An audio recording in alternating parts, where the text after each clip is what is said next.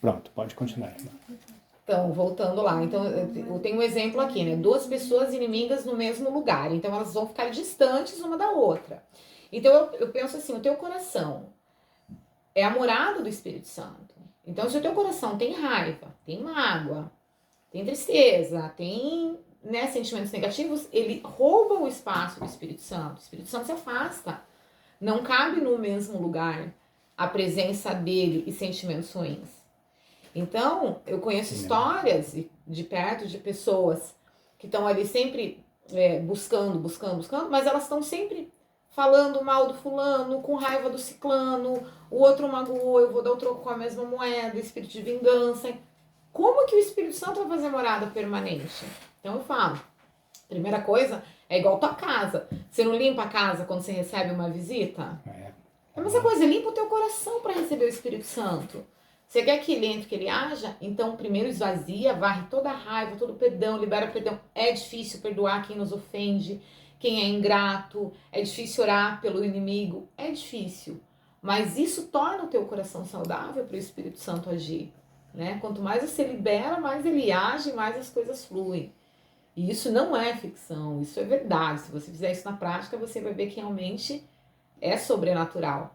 E eu sempre fui uma pessoa muito pavio curto. Quem me conhece a minha história sabe. Eu sempre fui muito justa, mas muito pavio curto. Eu resolvia as coisas ali no tete a tete, tivesse que brigar, brigava.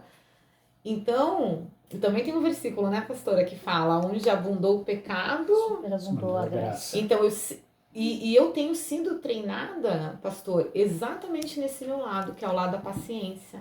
É o lado do desaforo, é o lado da malcriação do próximo, da ingratidão. Eu tenho sido muito Eu dou risada porque a história dela é muito parecida com a minha. O Senhor está falando aqui no coração, está mostrando aqui no coração. Eu vivo isso todos os dias e no começo eu ficava triste, eu ficava frustrada, eu ficava com raiva. E hoje não. Hoje aquela pessoa que me magoa é aquela pessoa que precisa da minha oração. Amém. Aquela pessoa, sabe, que tá ali com o coração cheio de ódio, é aquela pessoa que precisa ser tratada. E Deus vai, quanto mais cheio de Espírito Santo você for, mais pessoas assim ele vai aproximar de você para você curar o coração dela. Ai, Jesus. Então eu tenho sido treinada muito nisso, muito. Nossa, esse final de ano eu falei, meu Deus do céu, olha, pastor, 2023 vai ser grande, porque o que eu passei em 2022. Olha, glória a Deus. Mas é tudo pro nosso fortalecimento, pro nosso amadurecimento, para crescer realmente a nossa raiz, né? Amém. E falando sobre a questão, como, né, dito como carta viva, né? Tem um ditado popular que já diz muito mesmo, né? Palavras convencem, mas o exemplo arrasta. Porque aquilo que você realmente vai ser, demonstrar que realmente houve uma mudança, houve uma conversão. Como eu falei, eu mesmo, às vezes eu me vejo, paro, olho assim, do que eu era e para o que eu sou hoje, claro que eu ainda tenho que melhorar muito sobre essa questão. A questão da minha paciência, sabe? Eu preciso ainda trabalhar muito nisso. Mas o que eu era, o que eu sou, nossa, eu mesmo não consigo acreditar na tamanho da mudança. Eu mesmo vejo, nossa. É um Deus de milagre. Realmente, Deus de milagre. De milagre mesmo. E sobre o que tinha falado lá sobre a questão do abandono, por exemplo, lá no Sense também a gente passa muito sobre essa questão.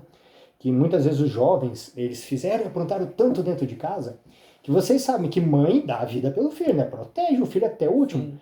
E quando uma mãe chega a virar as costas pro filho, é porque o negócio... Aí, ou seja, quando ele chegou lá no Sense, que ele cometeu um crime ao ponto de ficar preso, é porque ele já fez de tudo mais um pouco e chegou ao ápice. Então, muitos deles, quando eles dão baixa lá no sistema, seja por causa do cumprimento da pena ou por causa da idade, a família não quer mais receber em casa. Aí eles passam por casas lares, casas E aí onde que Deus agora está dando a oportunidade da gente poder acompanhar eles, aqueles que querem e desejam entrar em contato com nós, da gente poder acompanhar a vida deles, sabe? Isso é uma coisa que está acontecendo recentemente. Até então a gente não tinha essa possibilidade. Só que muitos deles realmente dão baixa no sistema, não tem para onde ir.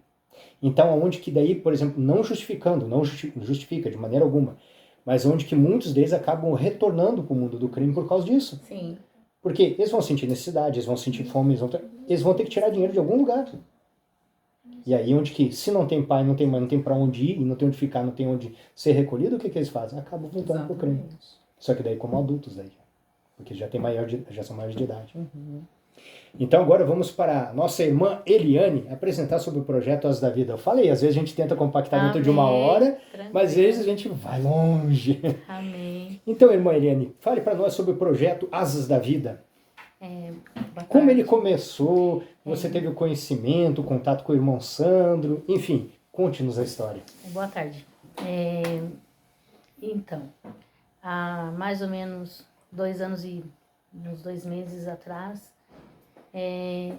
eu vinha orando ao Senhor porque eu sou cristã, mas entendia que o Senhor não nos chamou para ficar só indo para a igreja, se alimentando da palavra e voltando para casa.